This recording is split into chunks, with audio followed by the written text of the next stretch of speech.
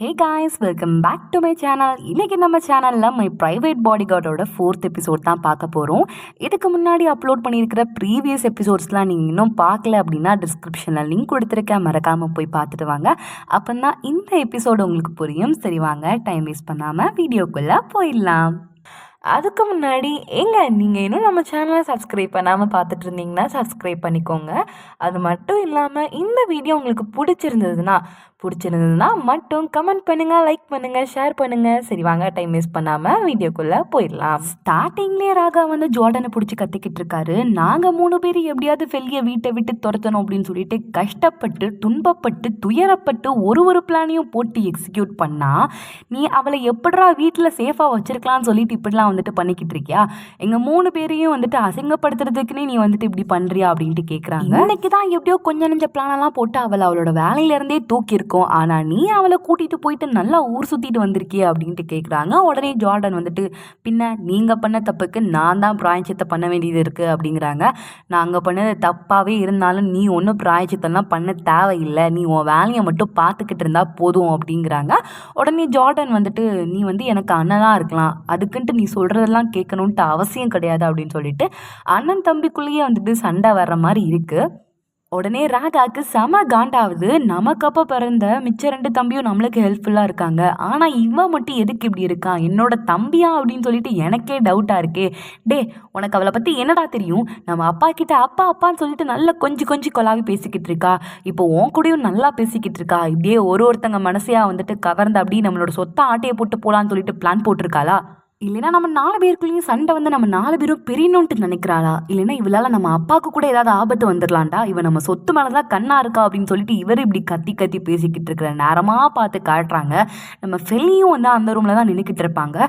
இவ்வளோ நேரம் அமைதியாக இருப்பாங்க. இப்படி வந்துட்டு சொத்துக்காண்டி தான் வந்து இருக்கா அந்த மாதிரிலாம் வந்துட்டு டாக் போய்கிட்டு இருக்க உடனே வந்துட்டு நம்ம ஃபெல்லி வேகமாக போயிட்டு ராகாவை பார்க்குறாங்க. பார்த்து சப்புன்னு கன்னத்துலேயே ஒன்று வைக்கிறாங்க. உடனே ராகாவுக்கு வந்து செம காண்டாவது. ஒரு பொண்ணு நம்மளை கன்னத்தில் அரைஞ்சிட்டாலே அப்படின்னு சொல்லிட்டு அவர் கோவப்பட்டுக்கிட்டு இருக்கிற நேரமாக பார்த்து நம்ம ஃபெல்லி சொல்கிறாங்க, நான் இங்கே இருக்கக்கூடாது, அவ்வளோதானே, கிளம்பிடுறேன், இப்போ உனக்கு சந்தோஷமா அப்படின்னு சொல்லிட்டு அவங்க அங்கேருந்து கிளம்ப போகிற நேரமாக பார்த்து நம்ம ராகா வந்து அவங்களோட கையை பிடிச்சி நிப்பாட்டுறதுக்கு ட்ரை பண்ணுறாங்க. உடனே ஃபெல்லியை வந்து திரும்பிட்டு கத்துறாங்க, நீ எனக்கு வந்துட்டு கொஞ்சம் நஞ்ச டார்ச்சர் கொடுக்கல ராகா, நீ வந்து என்னை ரொம்பவே வந்துட்டு டார்ச்சர் பண்ணியிருக்க. வீட்டில் மட்டும் இல்லாமல் என்னை கிளாஸ்லேயே வந்துட்டு எவ்வளோத்துக்கு அசிங்கப்படுத்த முடியுமோ அவ்வளோத்துக்கு அசிங்கப்படுத்தியிருக்க.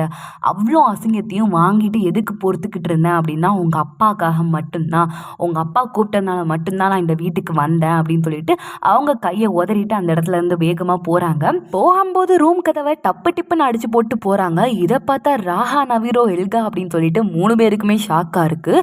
அதுலேயும் ஹெல்கா சொல்கிறாரு, என்னடா இது, சாந்த ஸ்ரூபினி மாதிரி இருந்தவ அப்படியே காளி மாதிரி மாறிட்டா, இப்படி தான் பொண்ணுங்களாம் கோவப்பட்டா செம டெரராக மாறிடுவாங்களோ, பார்க்குறதுக்கே கொஞ்சம் பயங்கரமாக தான் இருக்குது, நம்ம கோவப்பட்டா கூட இப்படி இருக்க மாட்டோமே, நம்மளோட கொஞ்சம் பயங்கரமாக தான் இருக்கா அப்படின்னு சொல்லிட்டு இருக்காரு. நம்ம ராகா வேற அவரோட சைடு கணத்திலேயே பார்த்துக்கிட்டு இருக்காரு. சே, நல்லா தான் அடிச்சுட்டு போயிருக்கா, அப்போ தெரில இப்போ தான் தெரியுது, நல்லா வலிக்குதுடா அப்படின்ட்டு யோசிச்சுக்கிட்டே இருக்காங்க. ஜார்டனுக்கு வந்துட்டு இவங்க 3 பேர் மேலேயும் செம காண்டா இருக்குது. ஏன்டா இப்படி வந்துட்டு ஒரு அப்பாவி நல்ல பிள்ளையை போட்டு இப்படி பாடா படுத்துறீங்க அப்படின்ட்டு மனசுக்குள்ளேயே நினைக்கிறாங்க. இங்கேருந்து ரூமுக்கு போன ஃபெல்லி வழக்கம் போல் டைரி எழுத ஆரம்பிச்சிடுறாங்க. அதுவும் ஸ்டார்டிங்லேயே பாசத்திற்கும் நேசத்திற்கும் மிகுந்த என் அன்னையே அம்மா அப்படின்னு சொல்லி ஸ்டார்டிங்லேயே அம்மான்னு போட்டு ஆரம்பிக்கிறாங்க. என்ன அப்படின்னா வந்துட்டு அவங்களோட அம்மா எப்படி இருப்பாங்கன்ட்டு அவங்களுக்கு தெரியாது. அவங்க அம்மா கிட்ட வந்துட்டு என்னெல்லாம் சொல்லணும்னு ஆசைப்படுறாங்களோ அது எல்லாத்தையுமே இந்த டைரியில் வந்து எழுதுவாங்க. அப்படி எழுதும்போது அவங்க அம்மா கூட வந்துட்டு அவங்களுக்கு பேசுகிற மாதிரி ஃபீலிங்ஸாக இருக்கும்.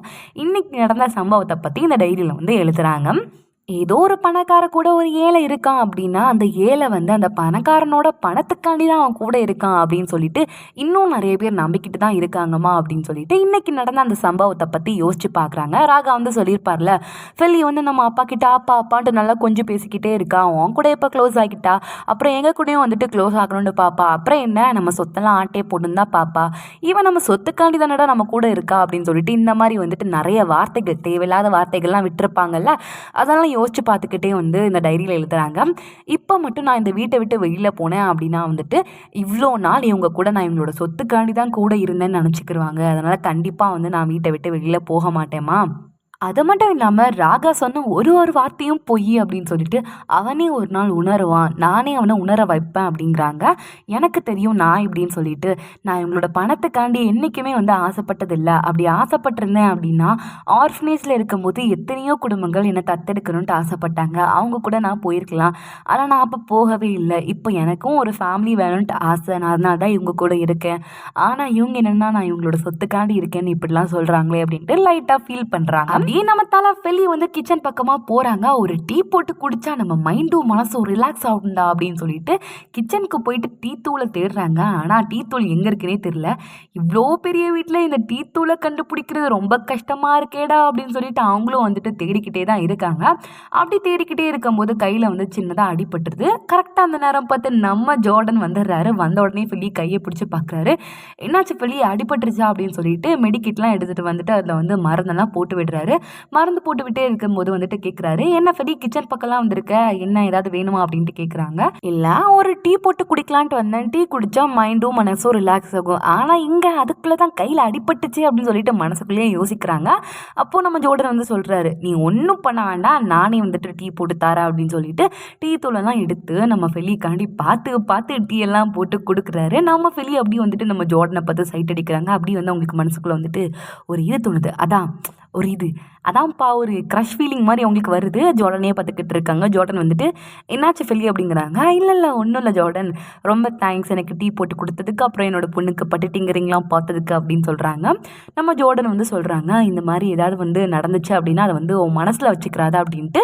இன்னைக்கு நடந்திருக்கும்ல ஒரு சம்பவம், அதை பற்றி சொல்கிறாங்க. உன்னோட சஜஷன் என்னென்னா திருப்பியும் நான் வந்து அவங்க கூட நல்லா பேசணும், பாசமாக பேசணும் அப்படிங்கிறாங்க.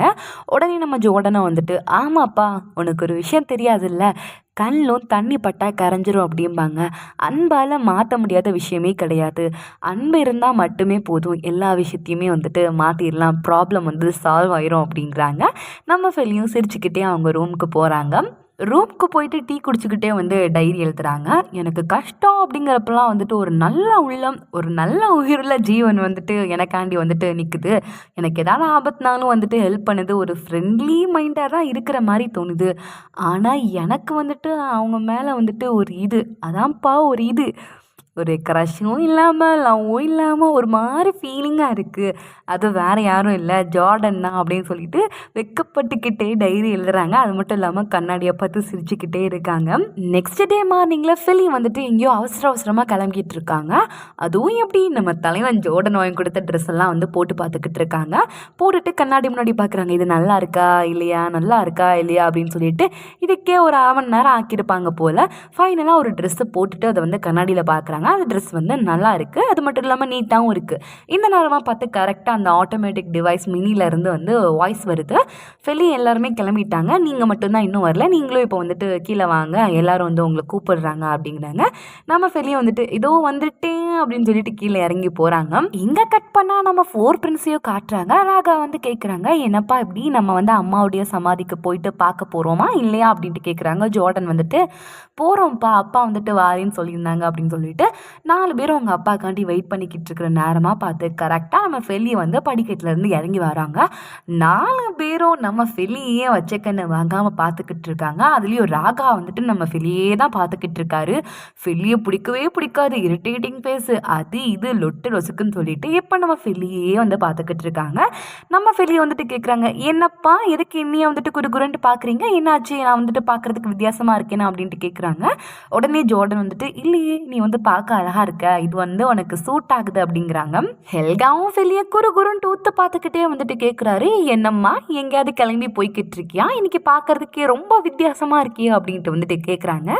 உடனே நம்ம ஃபெல்லி வந்துட்டு, சேச்சா நான் வெளியிலலாம் போகல, ஜஸ்ட் வந்துட்டு நீட்டாக இருக்கணும்னு தோணுச்சு, அதனால தான் வந்துட்டு இந்த மாதிரி இருக்கேன் அப்படிங்கிறாங்க. உடனே நவீரம் வந்துட்டு, ஓஹோ அப்படியா சங்கதி, இதுக்கு முன்னாடிலாம் எனக்கு உன்னை பார்க்கும்போது கண்ணு வலிக்கும், ஆனால் இப்போ வந்துட்டு அப்படிலாம் இல்லை அப்படின்னு சொல்லிட்டு சொல்லாமல் நீ வந்து அழகாக இருக்க அப்படின்னு சொல்கிறாங்க. உடனே நம்ம ஃபெல்லி வந்துட்டு, இதுக்கெல்லாம் ஜோர்டன் தான் காரணம், ஜோர்டன் தான் வந்துட்டு எனக்கு இந்த ட்ரெஸ் எல்லாம் வாங்கி கொடுத்தான் அப்படின்னு சொல்கிறாங்க. என்னடா இதுங்க 4 பேரும் நல்லா பேசிக்கிட்டு இருக்காங்க, நம்மளை மட்டும் தனியாக விட்டு போட்டாங்களேன்னு சொல்லிட்டு நம்ம ராகாக்கு லைட்டாக காண்டாது. அது மட்டும் இல்லாமல் ஜோர்டன் வந்துட்டு நம்ம ஃபெல்லியை பார்த்து அழகாக இருக்குன்னு சொல்லியிருப்பாங்கல்ல, அதை நினச்சும் யோசிச்சு பார்த்து வந்துட்டு இவர் கோவப்படுறாரு.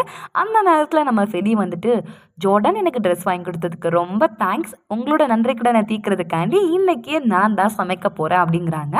உடனே வந்துட்டு உங்களுக்கு என்ன பிடிக்கும்னு சொல்லுங்கள், நான் அதை வந்து சமைச்சு தரேன் அப்படிங்கிறாங்க. ஹெல்கா வந்துட்டு ஃப்ரைட் ரைஸ் செம்ம ஃபெல்லி, அதான் வந்து ஜோர்டனுக்கு பிடிக்கும் அப்படின்னு சொல்கிறாங்க.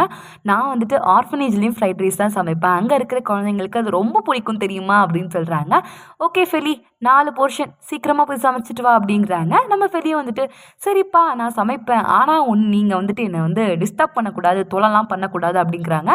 முதல்ல சமைச்சிட்டு வாமா, அதுக்கப்புறம் மிச்சத்தெல்லாம் பார்ப்போம் அப்படின்னு சொல்லிட்டு ஹெல்கா சொல்கிறாங்க. உடனே நம்ம ஃபெலியும் இன்னைக்கு நம்ம தாண்டா சமைக்க போகிறோம்னு சொல்லிட்டு ஆசாசியாக கிச்சனுக்கு போக, கிச்சனில் வேலை பார்க்குற ஹெச்எஃப் வந்துட்டு என்னதான் நீ இந்த பெரிய வீட்டுக்கு வந்து ஓனராக இருந்தாலுமே கூட கிச்சன் அப்படின்னு வந்துட்டுனா அதுக்கு நான் தாமா ஹெட்டு, உனக்கு என்ன வேணுமோ சொல்லு, நான் வந்துட்டு டாப் டு பாட்டம் வந்துட்டு சமைச்சு தந்துடுறேன் அப்படிங்கிறாங்க. நம்ம ஃபெலியும் வந்துட்டு இல்லை நான் வந்து சமைக்கணும்னு ஆசைப்படுறேன் அப்படிங்கிறாங்க. முடியாது, உனக்கு என்ன வேணும்னு சொல்லி நான் வேணா சமைச்சு தரேன் அப்படிங்கிறாங்க. இந்த வீட்டில் 2 கிச்சன் இருக்கும் போல். உடனே நம்ம ஃபெலி வந்துட்டு இன்னொரு கிச்சனுக்கு போயிட்டு வந்துட்டு அடுப்பெல்லாம் பார்க்குறாங்க. அங்கே வந்துட்டு யாரும் வேலை பார்க்குற மாதிரி இல்லை. உடனே வந்துட்டு நான் வந்து இங்கே சமைச்சிக்கலாமா அப்படின்ட்டு கேட்குறாங்க. உங்களுக்கு என்ன வேணும்னு சொல்லுங்கள் மேடம், நானே சமைச்சு தரேன் அப்படிங்கிறாங்க. இல்லை நான் தான் சமைக்கணும், நான் வந்துட்டு அந்த 4 பிரின்ஸுக்காண்டியும் சமைக்க போகிறேன் அப்படிங்கிறாங்க. இல்லை அந்த கிறுக்கு பையங்களுக்காண்டி சமைக்க போகிறேன் அப்படிங்கிறாங்க. அங்கே வேலை பார்க்குறவங்க வந்துட்டு சிரிச்சுக்கிட்டே வந்துட்டு சரி நீங்களே சமைங்க, உங்களுக்கு வந்துட்டு ஏதாவது ஹெல்ப் வேணும்னா கேளுங்க, நான் வந்துட்டு ஹெல்ப் பண்ணுறேன் அப்படிங்கிறாங்க. நம்ம ஃபெலியும் வந்துட்டு சிரிச்சுக்கிட்டே தேங்க்யூ அப்படிங்கிறாங்க. நம்ம ஃபெலியும் ஃப்ரைட் ரைஸ்லாம் சமைச்சு முடிச்சுட்டு டைனிங் ஹாலில் எடுத்துகிட்டு வந்து வச்ச உடனே ஹெல்காவும் நவீராவும் ஆட்டையை போட்டுடுறாங்க. ஆட்டையை போட்டு பிளேட்டில் வந்துட்டு ஃப்ரைட் ரைஸ் எடுத்து வச்சுக்கிட்டு இருக்காங்க.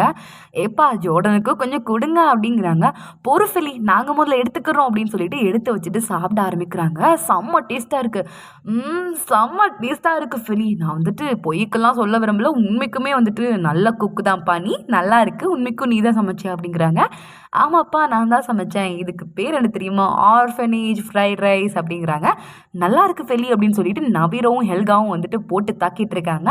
நம்ம ஜோர்டன் வந்துட்டு இவங்க 2 பேரையும் பார்த்துக்கிட்டே இருக்காங்க. டே எனக்கும் கொஞ்சம் கொடுங்கடா அப்படிங்கிற மாதிரி. நம்ம ஃபெலியும் வந்துட்டு சரி ஜோர்டனுக்கும் கொடுங்கன்னு சொல்லிட்டு ஃப்ரைட் ரைஸ் எடுத்து ஜோர்டனுக்கு கொடுக்குறாங்க.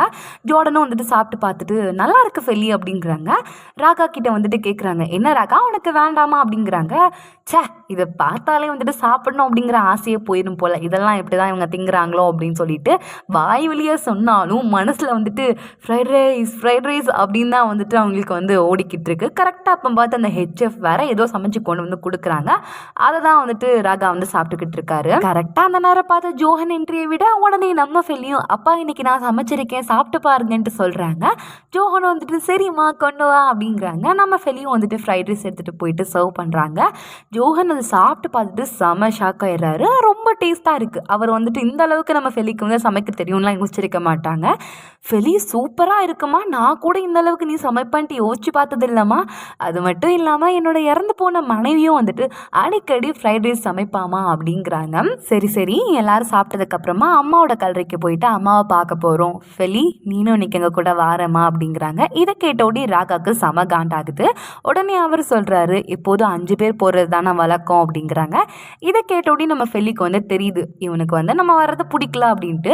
உடனே அவங்களாவே வந்துட்டு அப்பா நீங்கள் வந்து போயிட்டு வாங்க, நான் வந்து வரல அப்படிங்கிறாங்க.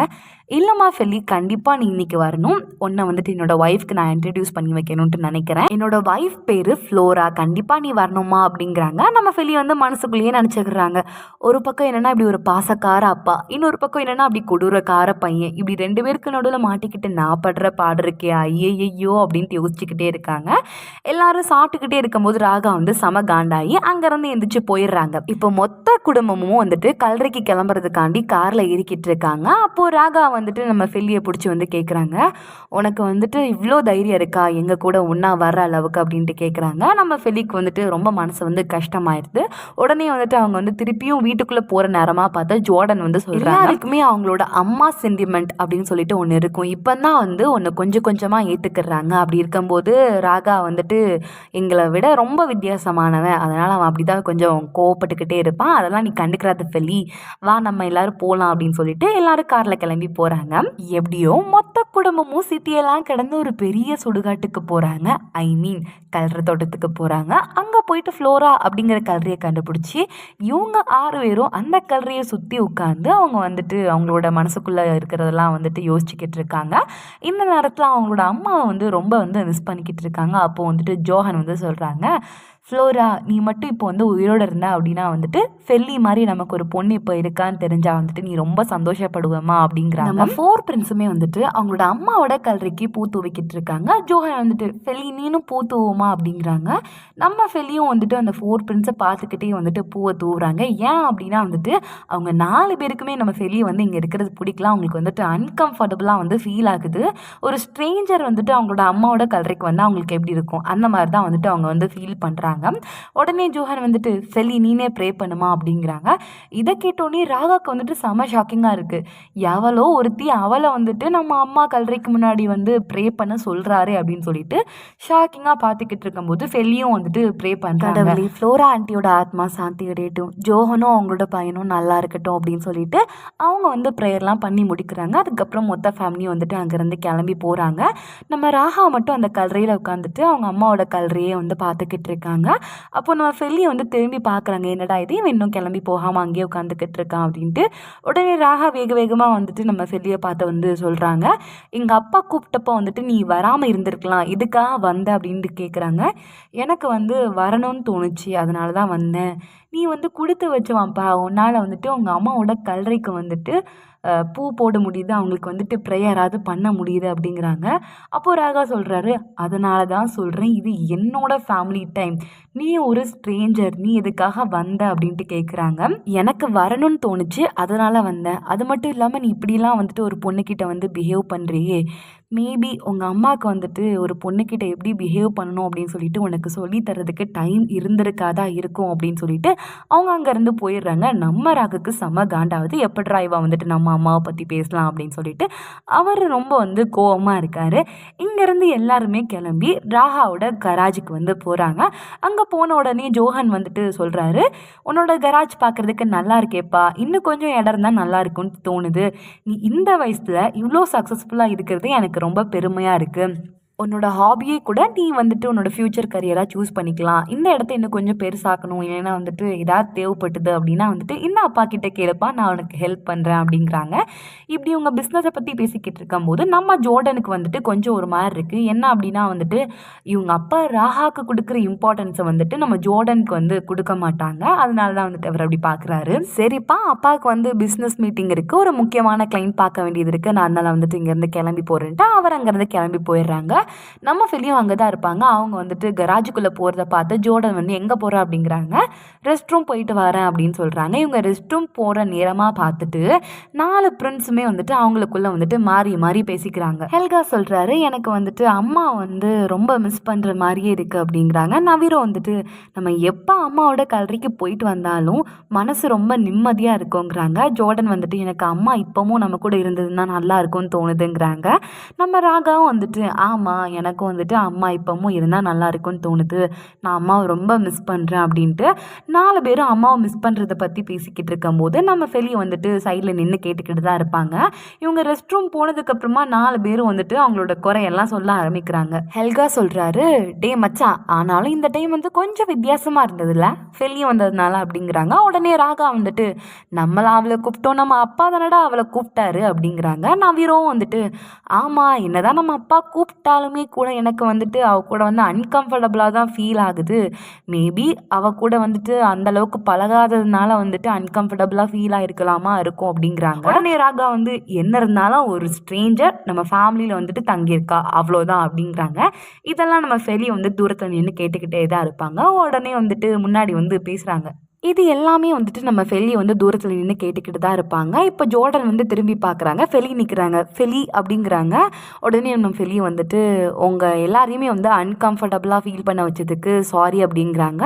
ஜோர்டன் வந்து அப்படிலாம் ஒன்றும் இல்லை ஃபெலி அப்படிங்கிறாங்க. ராகா வந்துட்டு அப்படித்தான் அப்படிங்கிறாரு. இல்லை எனக்கு புரியுது, உங்கள் எல்லாரையும் அன்கம்ஃபர்டபுளாக வந்து ஃபீல் பண்ண வச்சதுக்கு ரொம்ப சாரி, அது மட்டும் இல்லாமல் இனிமேல் வந்துட்டு உங்கள் யாரையும் வந்து நான் அன்கம்ஃபர்டபுளாக ஃபீல் பண்ண வைக்க மாட்டேன், அண்ட் எல்லாருக்குமே வந்து குட் பாய், நான் வந்துட்டு கூடி சீக்கிரமே வந்துட்டு உங்கள் வீட்டை விட்டு கிளம்பி போயிடுவேன் அப்படின்னு சொல்லிட்டு அவங்க இங்கேருந்து கிளம்பி ஜோஹன் வீட்டுக்கு கிளம்பி போகிறாங்க. வீட்டுக்கு போன உடனே பொட்டி படிக்கலாம் கேட்டுக்கிட்டு ஜோஹன் கிட்ட போயிட்டு அப்பா நான் வந்துட்டு ஆர்ஃபனேஜுக்கு கிளம்பி போகிறேன் அப்படிங்கிறாங்க.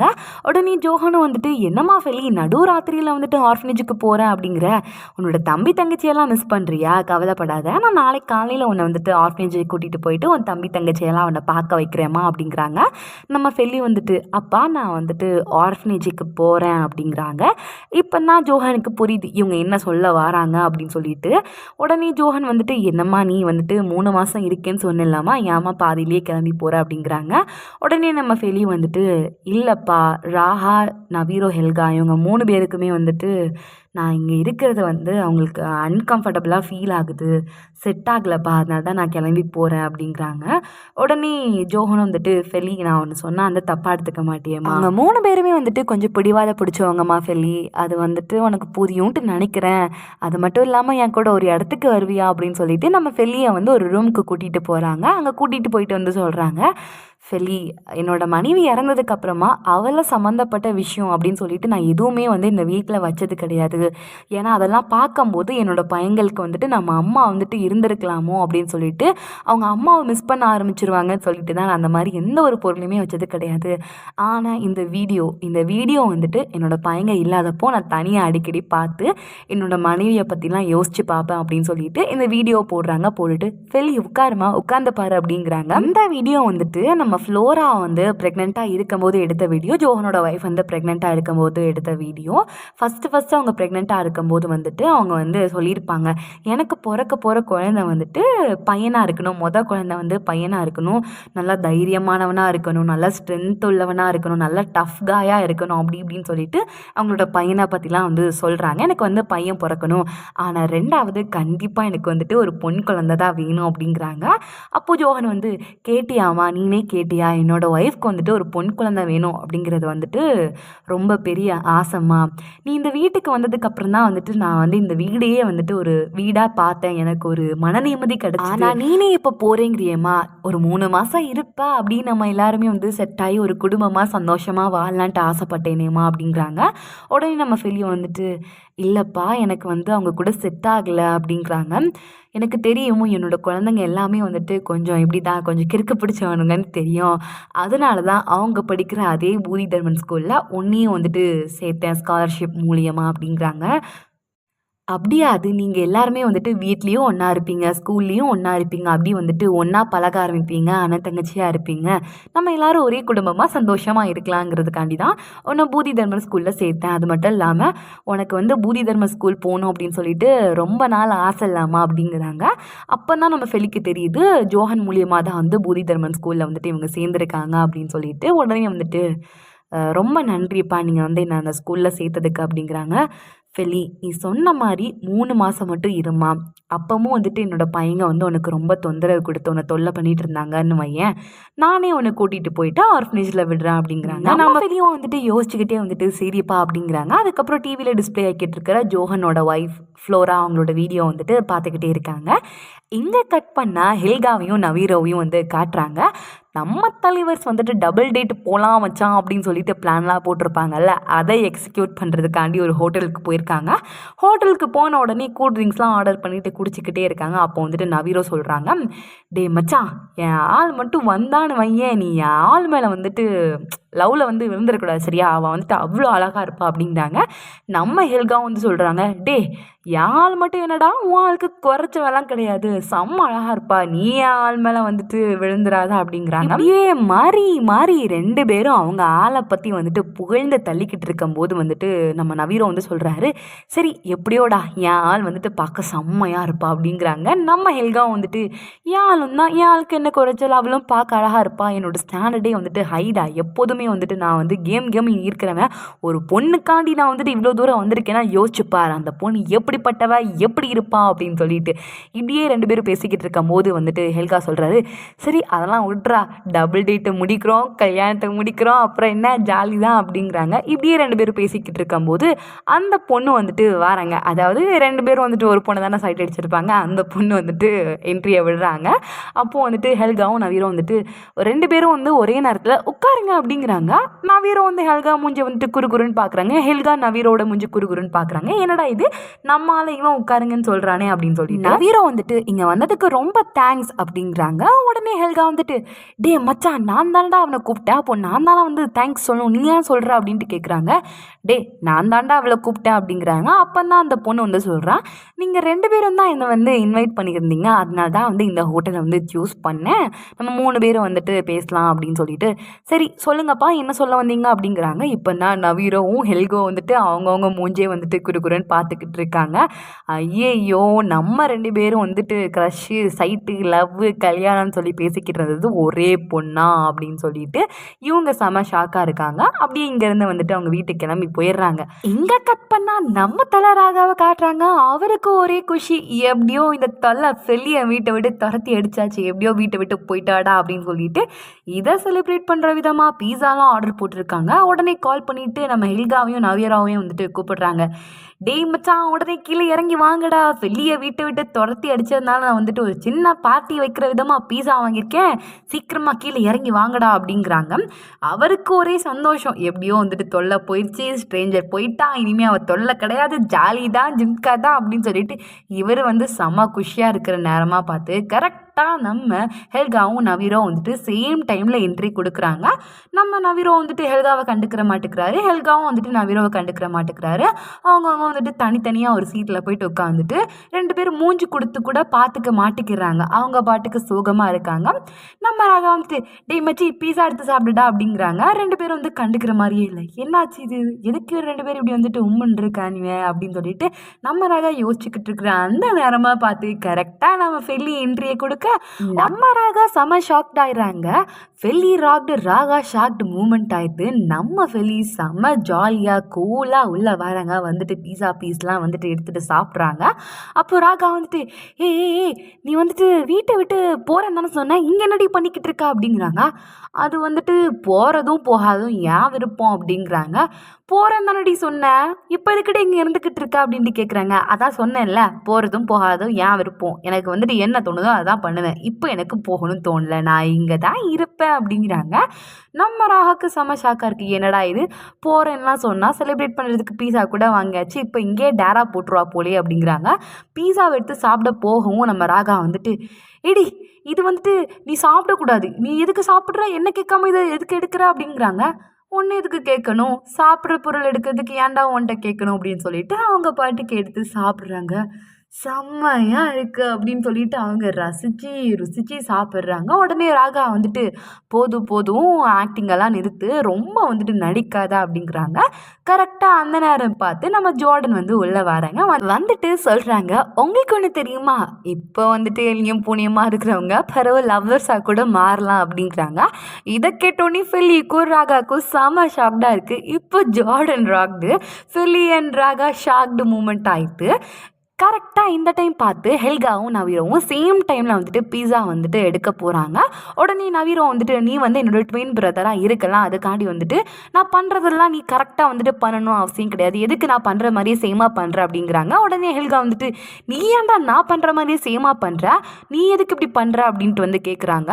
நம்ம 2 பேரும் ட்வின் பிரதராகவே இருந்திருக்கக்கூடாது அப்படின்னு சொல்லிட்டு 2 பேரும் வந்து சண்டை போட்டுட்டு நம்ம ஹெல்கா வந்துட்டு அடிக்கிற மாதிரியே போகிறாங்க. அதுக்கப்புறம் வந்துட்டு அவங்க 2 பேரும் எளியும் புண்ணியமாக சண்டை போட்டுட்டு அங்கேருந்து கிளம்பி போயிடுறாங்க. உடனே ராகா வந்துட்டு இவங்களுக்கு என்னையா ஆச்சு, நல்லா தானே இருந்தாங்க, இப்போ எளியும் புண்ணியமா சண்டை போட்டுக்கிட்டு இருக்காங்களே, என்ன சங்கதின்னு சொல்லிட்டு சீக்கிரமா கண்டுபிடிக்கிறேன், அதுக்கு முன்னாடி இந்த ஃபெல்லியை விரட்டி அடிக்கிறான் அப்படி இப்படின்னு சொல்லிட்டு அவங்க மனசுக்குள்ளேயே புலம்பிக்கிட்டு இருக்காங்க.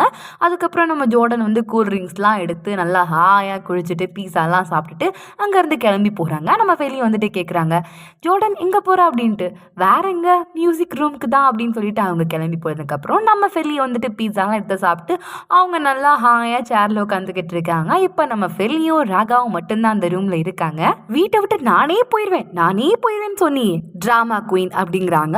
ஓஹோ, நான் ட்ராமா குயின் அப்படின்னா நீ த டெவில் கிங்டா அப்படிங்கிறாங்க. நம்ம ராகாக்கு செம காண்டாவது, இவளை போட்டு அப்படியே அடிச்சு கும்மணும் போல தோணுது.